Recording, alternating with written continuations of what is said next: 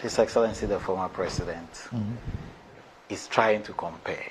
And Dr. Baumia has given him the response that you were asking me for the last time. It's about the economy, stupid. You remember? Yes. And funny as it is, what did His Excellency, the former President John Dramani Mahama, inherit in terms of the economy? Or look at the NDC as a party. What did they inherit? And what did they churn out? What did they give back to His Excellency Nana Dankwa Akufo-Addo? That is what, when you are comparing, when you look at it from that angle, you will succeed. As at 2009, 7th January, when the NPP was handing over to His Excellency Atta Mills, he had 9.0%. That's what they received, he as the vice president and his boss. 9.0% of growth. These are Bank of Ghana data that you can reference. What is 9.0? Growth. That Ghana grew Ghana's at 9%. Growth that President Kufuor handed over to the NDC at that time. In 2008. In 2009, 9%. as at 9.0%. It's on the Bank of Ghana website. You check. I have the data. I'm checking the data from here. That's why I'm very confident. By the time His Excellency John Dramani Mahama was handing over, and even if you want me to go back one step, Jerry Rawlings handed over a 3.7 growth to His Excellency John Agyekum Kufuor. He fought, he went to HIPIC, he managed, did everything there is to do, looked for power, looked for fuel, whatever he needed to do. He stabilized the economy that was growing at 3.7%, and he moved it to 9.0%. This came to Jonathan Mills and his deputy, or his vice. By the time his vice was handing over to the people of Ghana, that is Nana Dankwa Akufo-Addo's government, it had dropped to 3.4, from 9 growth to 3.4. Right. Nana Addo took it. Between January 2017 to 2019, we saw a rise. Up until the 2020, when COVID struck, we knew that the whole world, everybody went into a recession. So South Africa, somewhere along the line, hit, I think, negative 2.4 around the COVID time. We heard about the Germanys, the big economies that we thought were very stable. They hit all-time high inflations and all-time high low growth rates. We also went down. I'm using this to prove to you that these are better managers of the economy. We also went down, and we went as low in COVID as 0.5. Even though the IMF and the World Bank predicted negative numbers for most of the African countries, some went negative. We didn't. We got to 0.5. Within a year, check, it is still the Bank of Ghana data I am referencing. Within 1 year, we moved from the 0.5% and we hit 5. And then, as we speak, that's why I was referencing His Excellency John Dramani Mahama's campaign issue. As we speak, the Statistical Services of Ghana has told us that first quarter we grew at 4.7. Second quarter we are growing at 6.7. Third quarter hasn't come yet. But I am optimistic that no matter what the situation is, if you look at the gains that are happening now, there is no way you can compare the person who took what His Excellency the former president referred to as an economy that is a bone without meat, a bone that the whole meat had been stripped off it. The same economy that the government couldn't pay those statutory payments that they have to pay. Teachers' allowances that were there long before you came, you said you couldn't afford it.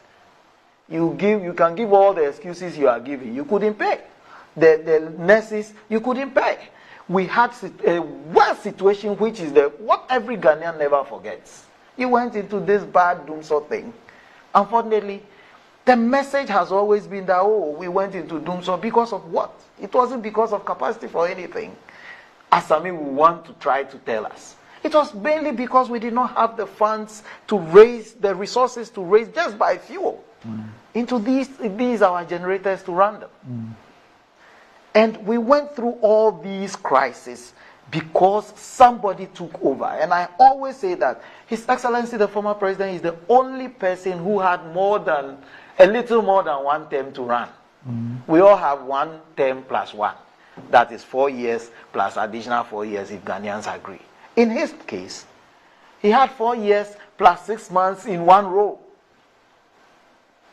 We expected that he could have done better because as at that time, there was no confusion anywhere in the world. Like the kind of crisis that we went into that ran the whole world into a recession.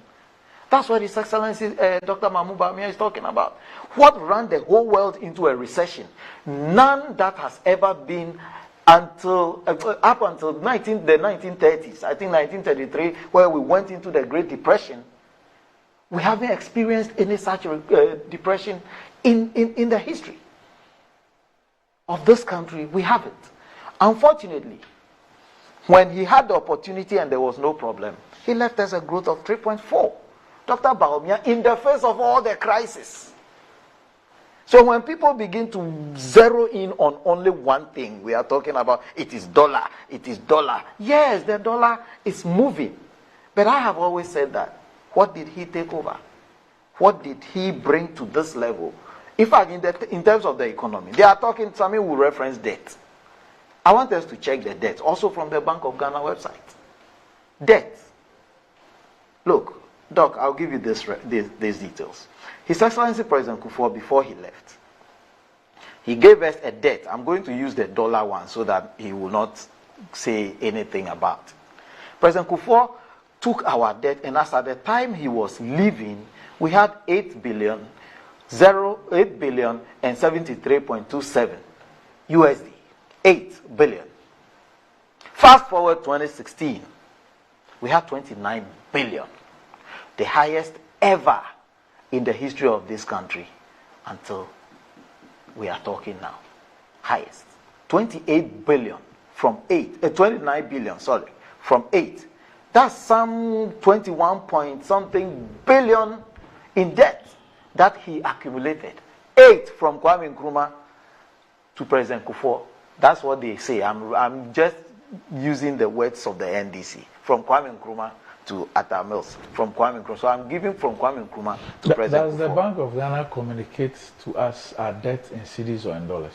So we have the CD too. They gave both. I took all these I'm data. saying that the Bank of Ghana, when they communicate our debt, and they do the debt to GDP. They do the dollar and they Please do hold the on. CD.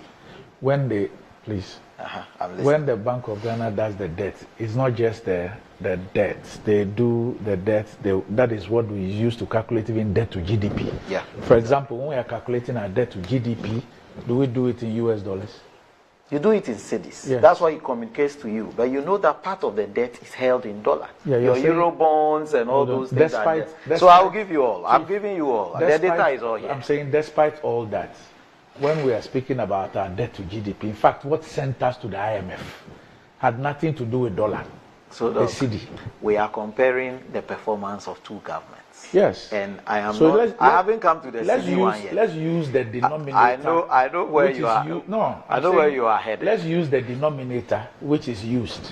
So, Doc, I am giving you the dollar accumulation of debt.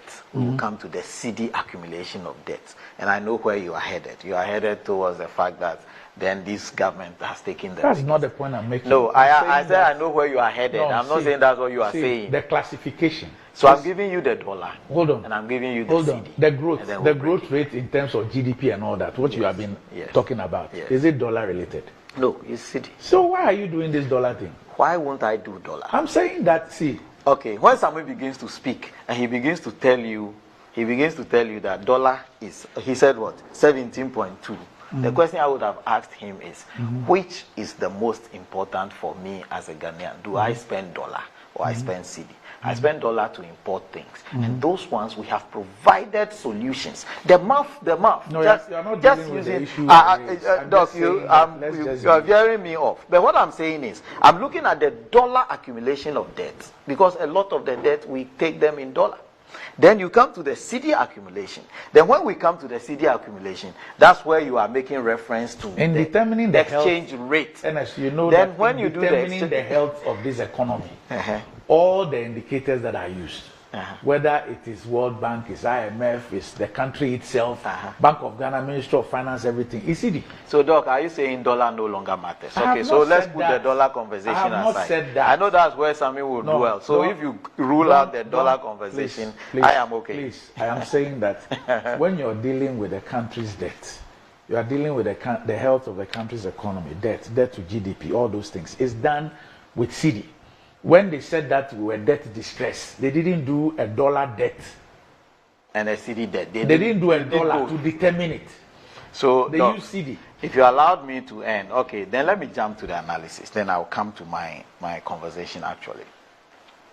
Look, you are mentioning the fact that we are using CD, and I am saying that. Not me mentioning. I'm saying that is what is done. So I pray that Sammy wouldn't refer to his dollar again. That's my prayer. But let me go ahead. When they tell us about debt to GDP, what do they use? My question is, I am praying that Sammy will not come telling the people of Ghana right now that they are buying dollar at 17.2, which is a lie anyway. But let us go forward. In terms of accumulation in percentage, so I'm not going to mention the figures. That's what is bringing the controversy. As at the time President Kufuor was handing over to the NDC, that is the NPP was handing over to the NDC, total debt accumulation by President Kufuor's era was 13%. So I've left then the details. What are we going to use at the time? At the Doc, if you are, we are doing a comparison of the strength of the economy. I gave you numbers that are telling you that. We handed over, we took over a 3.7 economy, 3.7 growth. We have handed over a 9% growth, telling you that the NPP performed a miracle on a dying economy. Now the 9 moved, and by the time he was giving the 9 back to us, at least he should have given us our 9. And these conversations, I've said, they are NDC arguments. At least they should have given us the 9 back, then we will manage to push it up or downwards. Then you can talk. But he brought it from 9 to 3.4. That's a conversation we are having. When he took it to 3.4, now I am saying that somebody took a 3.4 in 2016. In fact, the 3. Actually, as at the 7th of December of January 2017, that Akufo-Addo is taking over, it had moved to 3.7. Somebody took the 3.7 through the thick and thin. As we are sitting now, he described the 3.5, the 3.4 as a meatless bowl. An economy that could not buy power. You can't buy fuel into your own car. I mean fuel into the generators to generate power. An economy that could not pay teachers allowance. An economy that the free SHS, the northern one, I mean the old one, not the new one, Kwame Nkrumah's own, which a lot of the NDC MPs in parliament now who hailed from the north benefited from during his era. He couldn't pay, and most of the schools were closing down. If you are telling me that economy is better than the economy that you are running now, when the national free SHS hasn't run into any challenges that schools have to close, and the time they are to open, they are not opening, and the NHIS that you couldn't transfer the money, and hospitals said they will not work.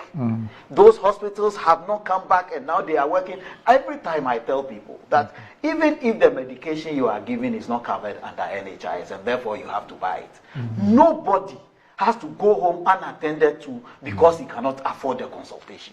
Because your NHIS guarantees your consultation. So if NHIS is working, and I am saying that compare the two economies, the two, one is heavily challenged in the world at a time when the whole world is in a recession, and there is evidence to show. And then the one who governed at a time when the whole world was growing in growth, people were going up, and he was coming down. When you compare the two, which one should somebody go and vote for? And I am saying Dr. Bawumia's number 1 is the ultimate.